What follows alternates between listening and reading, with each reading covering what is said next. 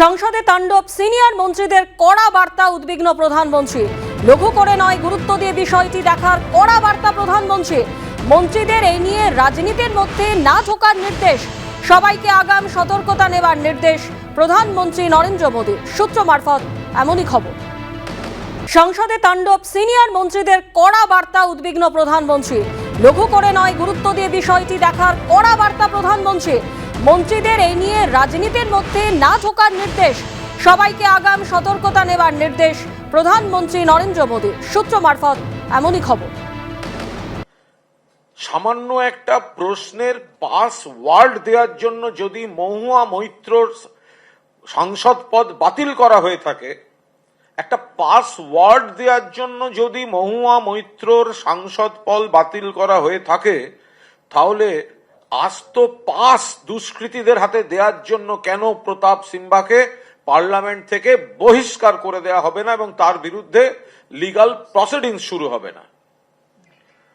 2 নম্বর বিষয়, কেন্দ্রীয় স্বরাষ্ট্রমন্ত্রী, তার আর নৈতিক অধিকার নেই ওই পদে থাকার, কারণ নতুন ভবনেও নিরাপত্তা নেই এত কোটি টাকা খরচা করে।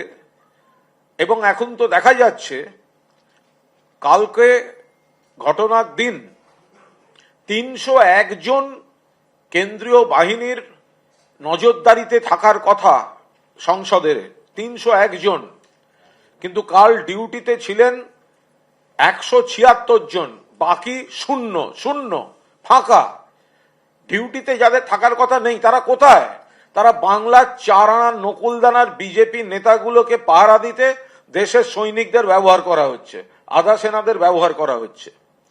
বাংলায় 4 আনার বিজেপি নেতাদের পাহারা দিতে এখানে সেন্ট্রাল ফোর্সকে অপব্যবহার করা যায়, আর যতজন থাকার কথা তার কার্যত অর্ধেকের কিছু বেশি রয়েছে, বাকি নিরাপত্তার সঙ্গে আপোষ করছে এই কেন্দ্রীয় সরকার। এক, স্বরাষ্ট্রমন্ত্রীর ওই চেয়ারে থাকার কোনো অধিকার নেই, অমিত শাহ শুড রিজাইন। আর প্রধানমন্ত্রী নরেন্দ্র মোদী, তাকে সামনে এসে নিজে পার্লামেন্টকে ফেস করে স্টেটমেন্ট দিতে হবে।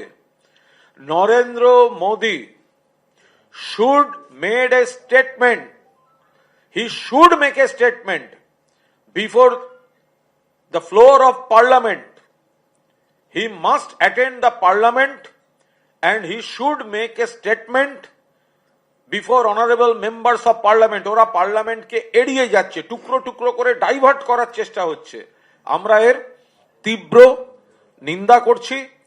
মহুয়াকে তাড়িয়ে দেয়া হলো, যার প্রমাণ নেই, যে শুধু পাসওয়ার্ড দিয়েছে, আর যে পাস দিয়ে দুষ্কৃতীদের ঢুকিয়েছে, জঙ্গি কায়দায় কাজ করার দুষ্কৃতীদের ঢুকিয়েছে, তার বিরুদ্ধে ব্যবস্থা নেওয়া হলো না। তার প্রতিবাদে আমাদের ডেরেক ওব্রায়ান সহ 15 জন বিরোধী সাংসদের তাদের সাসপেন্ড করে দেওয়া হলো। এটা কোন দেশি বিচার?